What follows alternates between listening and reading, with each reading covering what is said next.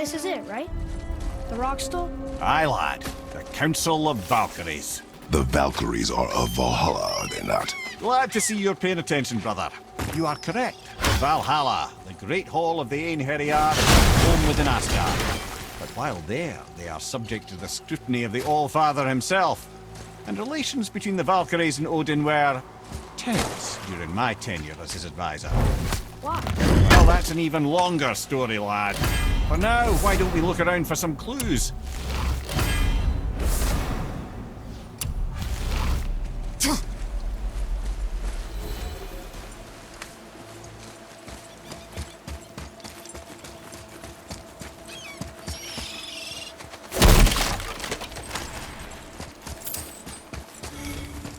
Try placing one of the Valkyrie helms on a throne.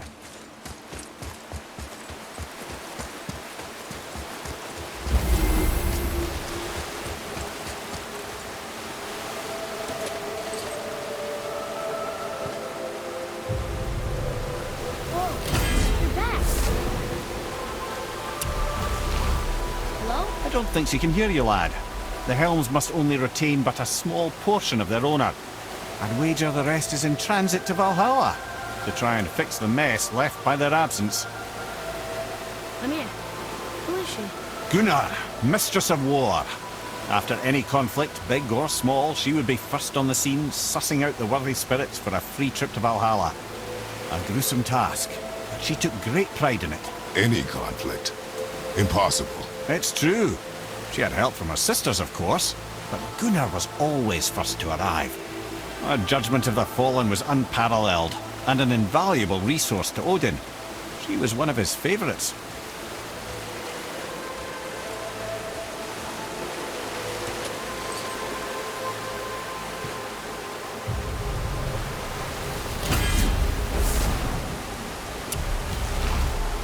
Ah, Gondul.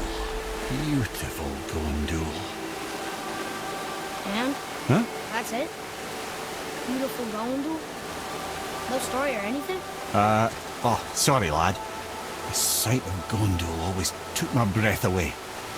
Gondul had a silver tongue, a sharp wit, and struck a figure so stunning it literally drove men insane. Odin forbid her from setting foot in Midgard after a time, as insanity is not a welcome trait in Valhalla.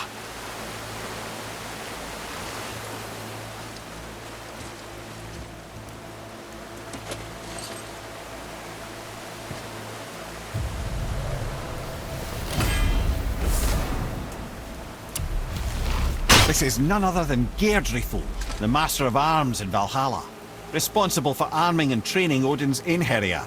His what? His army come Ragnarok. The entire reason Valhalla exists, you see. The Einherjar wait in the Great Hall endlessly, feasting, drinking and fornicating themselves silly. Once Ragnarok begins, Odin calls them into service to fight on his behalf. Geirdriful had her hands full training that lot.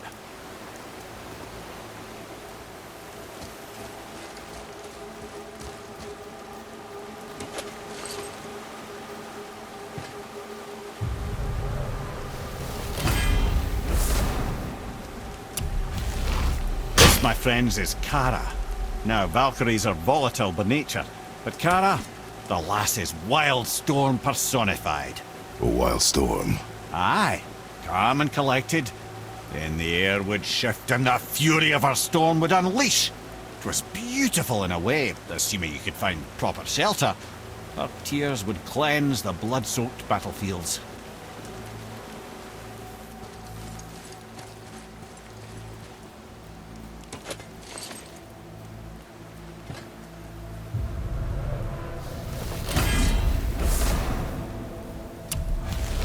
This is Rota, a chooser of the slain. I thought all the Valkyrie did that. Not exactly, lad. Although that is what they're most famous for, and by far their greatest responsibility. You've seen what happens to the dead without the judgment of the Valkyries. Hellwalkers. That's right. Rota, Gunnar, Skuld. Without them to clean up the aftermath of battle, hell overflows with souls meant for Valhalla. A sorry state of affairs. Rota must be beside herself.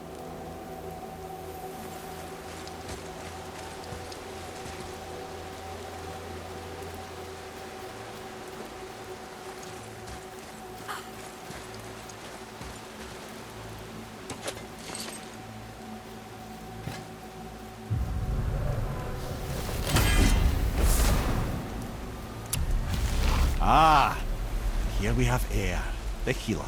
A Valkyrie healer? Strange. Air was strange, as a matter of fact. Very quiet, very calm. Where her sisters were violent rapids, Air was a gentle stream. She healed the wounds of both mortals and gods, and even a certain all-knowing sage who once drank too much and fell off a mountain. Not my proudest moment.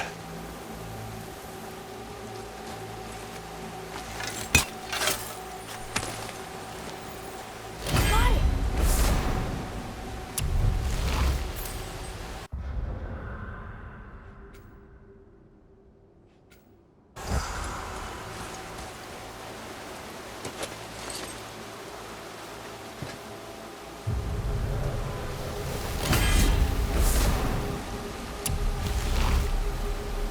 Well, well, Hilda, mistress of battle.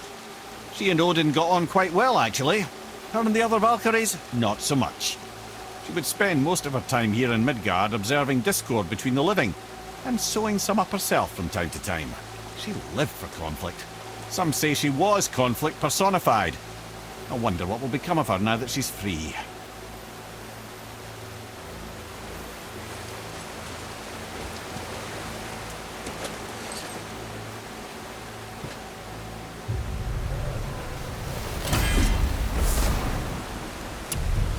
Olrun, once the daughter of a powerful chieftain.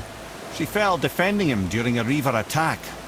Olrun was escorted to Valhalla, where she chose to devote her afterlife to the pursuit of knowledge above all else. Quite unusual behaviour amongst the constant drinking and feasting of her fellow Valhallian denizens. How'd she end up a Valkyrie? Odin. He saw a kindred spirit in Olrun's single-minded pursuit of knowledge. He appointed her as the Valkyrie's resident historian.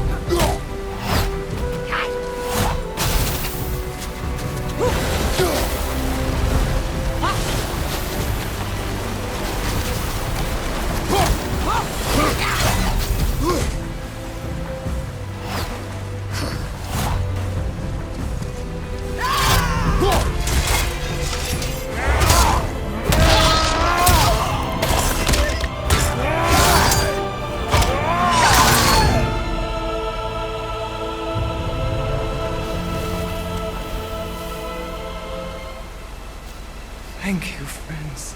You have saved the Valkyries. Sigrun, how did this happen? Mimir, is that you? You have been freed, but... Freedom comes at a price, milady. You speak truly. Countless winters we served the All-Father. But only through his union to the Queen did we ever taste some measure of freedom. But aren't you the queen? There has only been one Queen of the Valkyries, the goddess Freya. When Odin severed her wings, I served in her absence, but it wasn't enough for the All-Father. He used an archaic piece of magic, corrupting my sisters. I tried to contain the damage by imprisoning them in places where they could cause no harm, but soon I lost myself as well. Sigrun, I'm sorry for being so worthless. I could have done something, or tried at the very least. What will you do now? I must reunite with my sisters. Together we can restore balance to the realms. You have the eternal blessings of the Valkyries.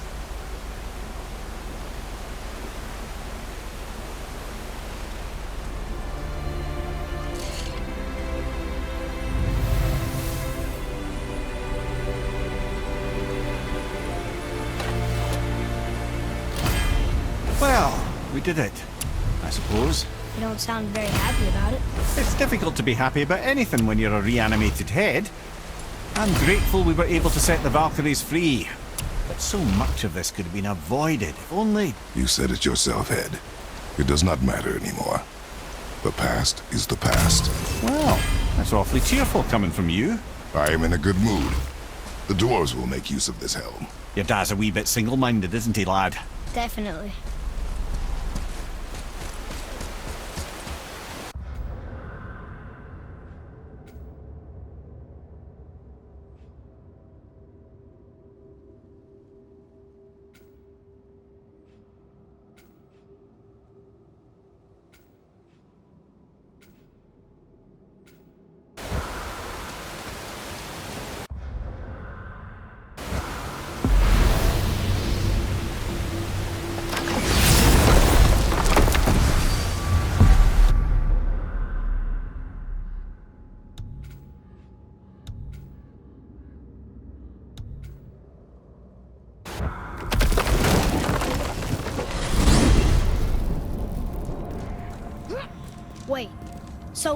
Freya is the Valkyrie Queen? She never told us. You never told us. Explain yourself, Head. Or are you bewitched again? Not at all. Freya was Queen of the Valkyries at one point. Part of her marriage dowry included overseeing the Valkyries themselves. As a powerful Vanir goddess, they revered her. I never knew how much until now. Whoa.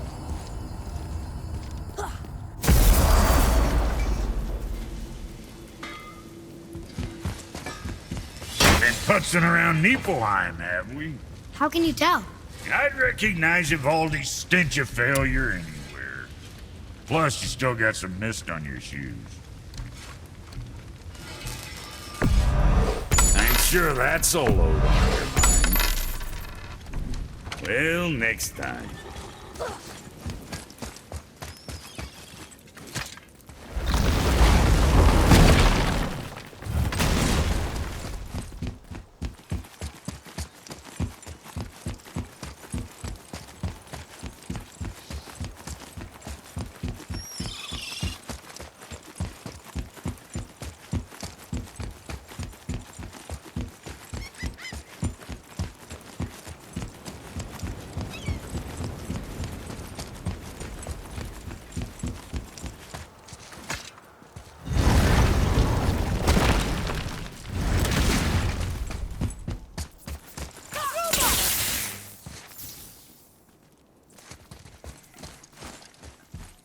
What does it say?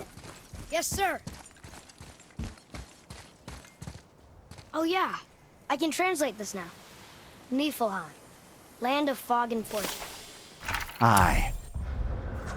And a bloody infinite number of traps.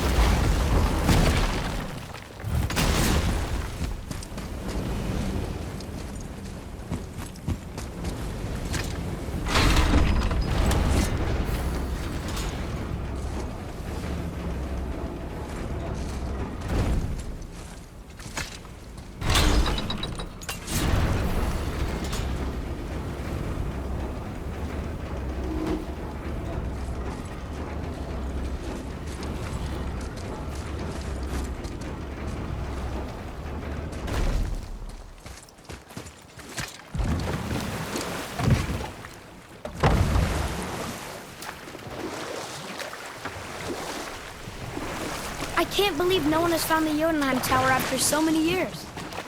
Where would you hide something that big?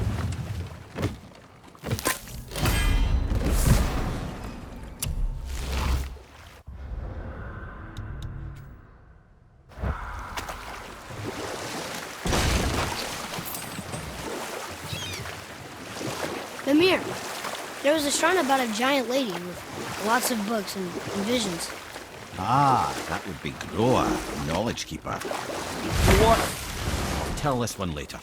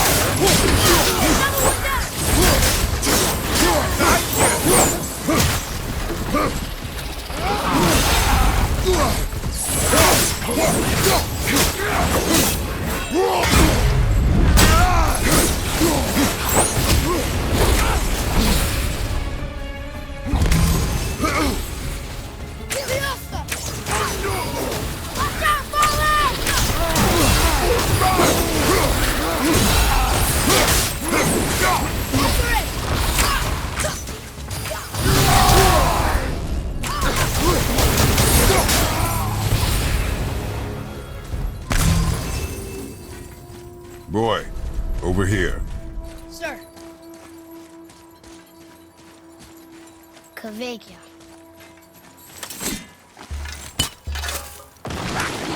Prepare yourself!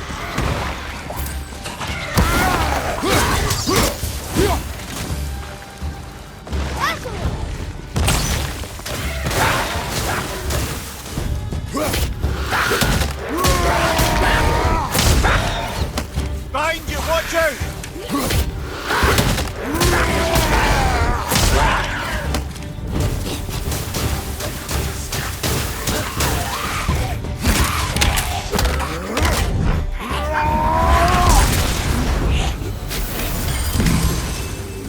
I don't believe it. You both alive? Hello. I can't remember the last time I saw something walk these islands that wasn't dead or corrupted. What do you mean? The desolation, child, plagues this land, growing more severe with each passing winter. Do you know its cause? Not for certain, but I suspect the appearance of the World Serpent, along with the great flood that followed. Many were drowned, myself among them. The dead began to walk not long after. Do you need anything from us? Boy, I only wish to speak to someone again. A wish you have just granted. Thank you.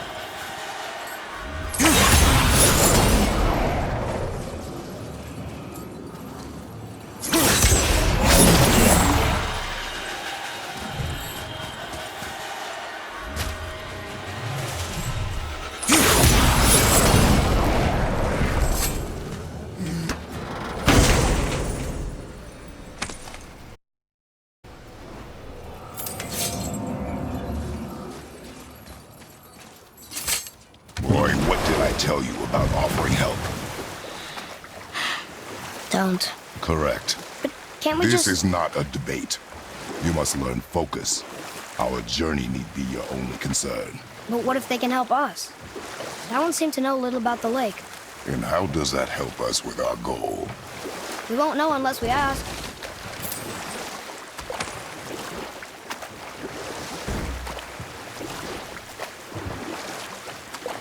Right then. I just started a story earlier concerning Groa, the Knowledge Keeper. She was a gifted sorceress who gathered every tome of arcane wisdom she could find in the realms, all in the hopes of augmenting her powers of prophecy, that she might find her lost husband, Arvandil. Or I can just tell you this story later.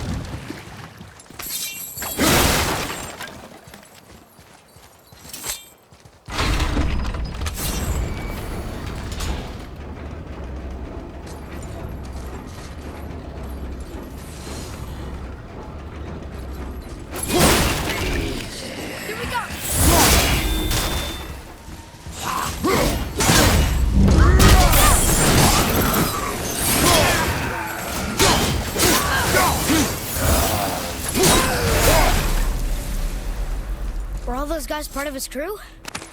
That's a tough crew. And all were his responsibility. That's a lot of responsibility.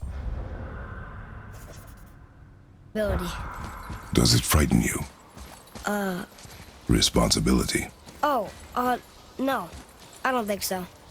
I mean, I think it used to. But not as much anymore. Why is that? Well, being out here with you makes me feel more grown up.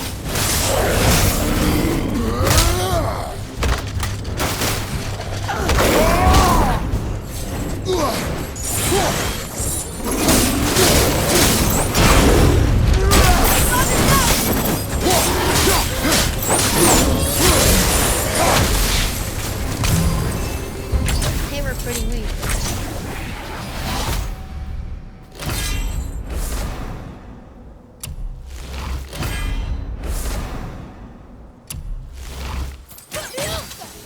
Another name. Hilder. The arcane runes. They must have been cluing us to look for Valkyries imprisoned in Muspelheim and Niflheim.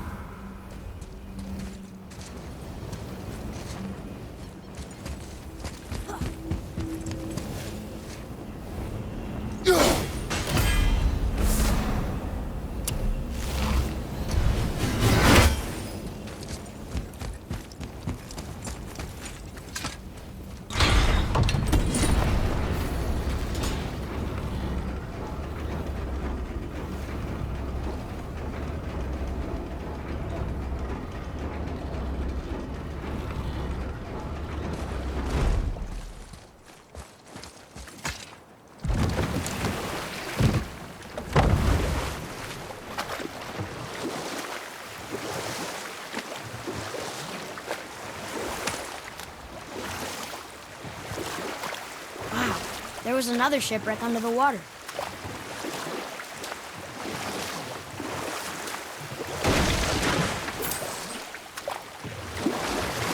Mimir, you were in the middle of a story before. Groa the sorceress assembled a library of arcane knowledge, hoping to increase her prophetic powers to find her lost husband. But it was not her husband she would glimpse in her visions. For it was Groa, seeing longer and farther than any before or since, who witnessed Ragnarok, the end and the beginning. When Odin caught word of her ultimate prophecy, he maneuvered to obtain her knowledge and hoard it for himself. Groa knew Odin as a long-time patron of her services, and so she welcomed him into her library as a friend. What she did not know is that Odin himself was behind her husband's disappearance, having used his enchantments to conceal his death at Thor's hands from her sight.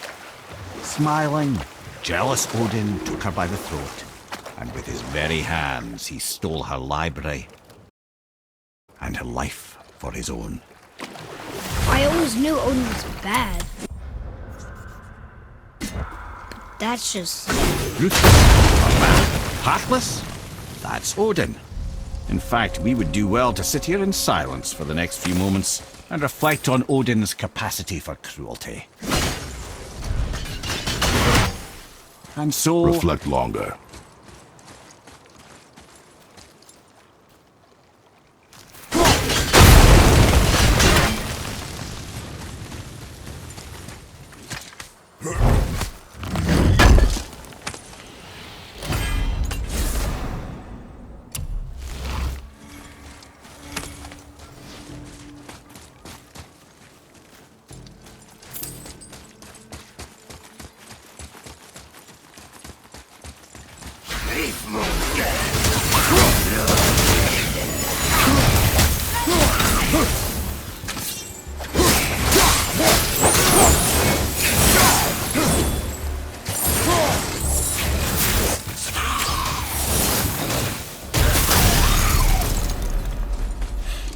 Seriously, how did this one captain lead so many men? He had their loyalty, so they followed. And then they all died. He must have been a bad leader. Why do you think that? Well, he led all these men to their death. True. But these men chose to follow. Even good leaders make poor choices. The best take responsibility for them. Remember this.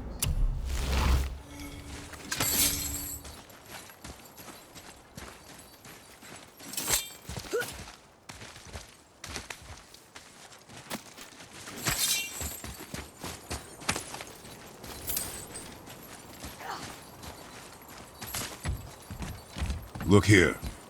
Yes, sir.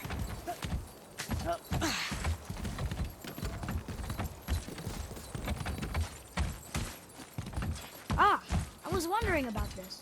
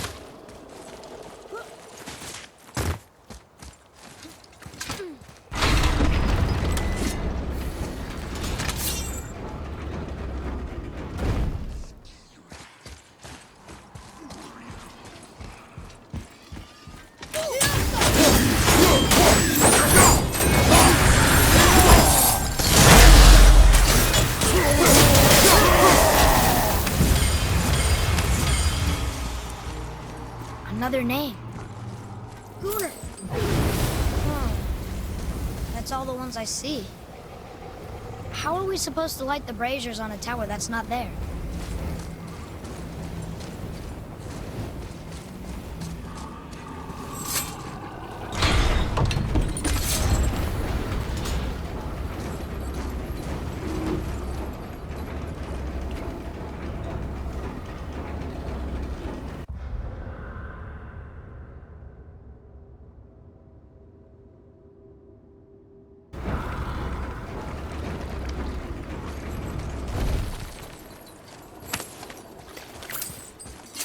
Father,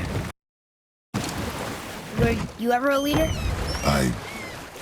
Many years ago, yes. I led men in battle. Were you a good leader?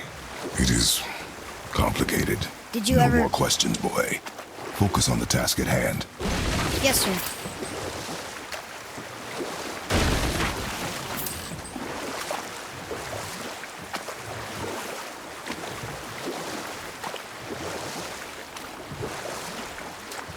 You're familiar with the tale of Skoll and Hottie, bringers of day and night.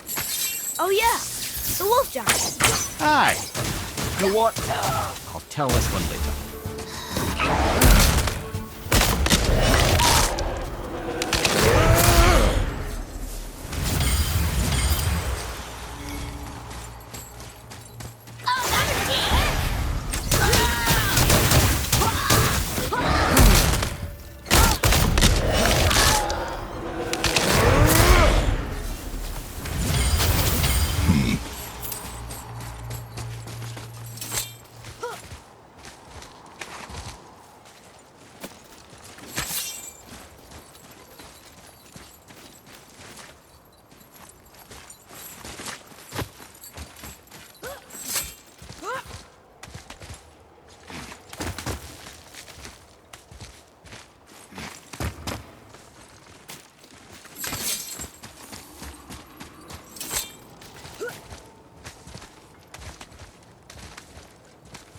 Well? Well, what? The brazier?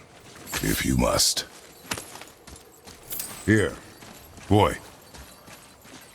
Kavekya.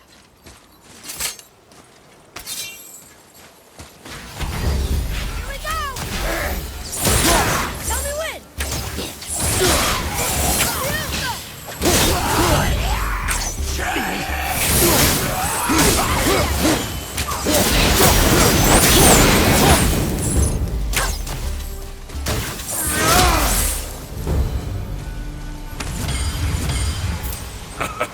Well done. What do you want?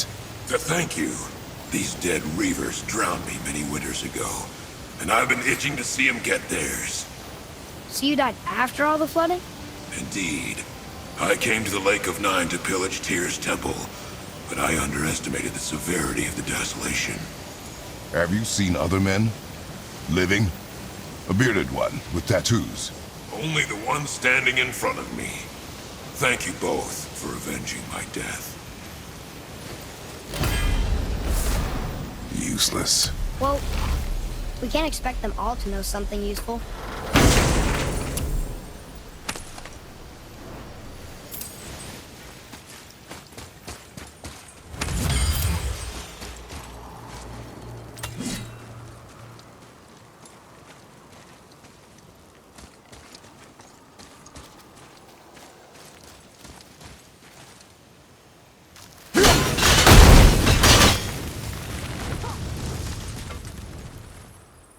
Want to see what we can trade them for?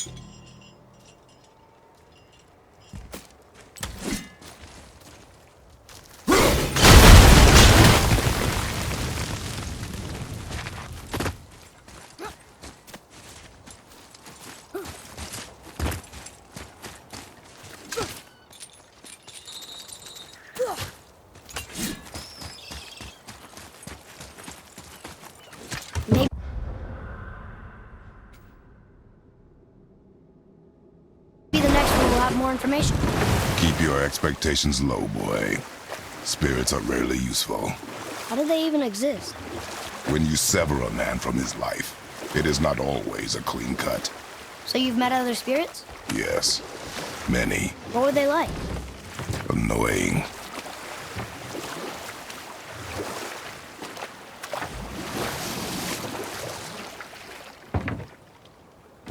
Now then, that story I started earlier. I was going to tell you of Skoll and Hoti, the bringers of day and night. They were born of the archwolf Hrothgwitnir, a great nemesis of the Aesir gods. Odin captured them as pups and kept them in the kennels of Asgard to hold his foe at bay.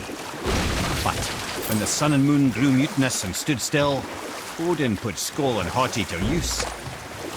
With his ancient magics, he cast the wolves to the heavens, and they began their chase. And long shall they chase, but not endlessly. For it is foretold that someday Skoll and Hoti will catch and devour their prey.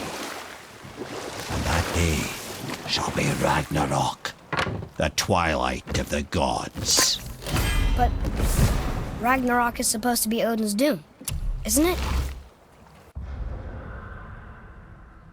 Why would he set the wolves loose if it fulfills the prophecy? Precisely the question, lad. It's always about control. The wolves determine when Ragnarok begins, and now he controls the wolves. A battle fought on his timetable is a battle he better stands to win.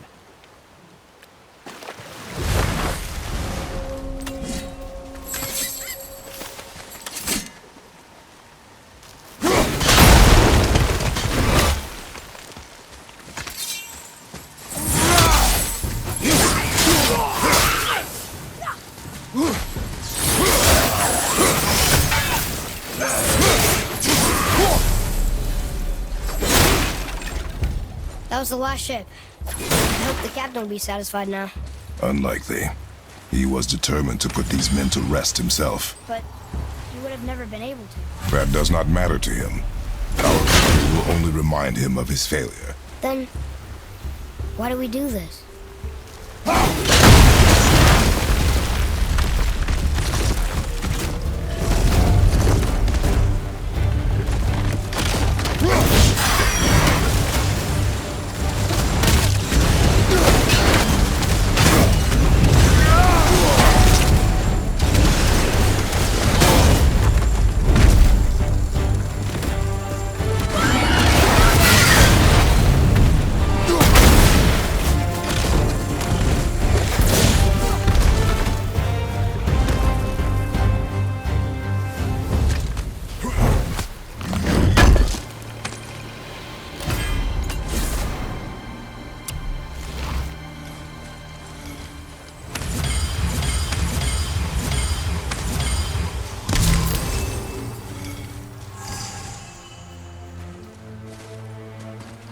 Father, why did you really want to help this spirit?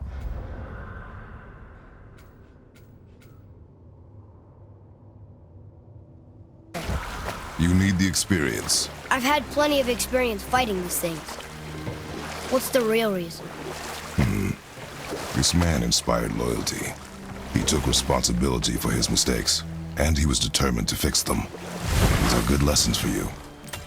Oh,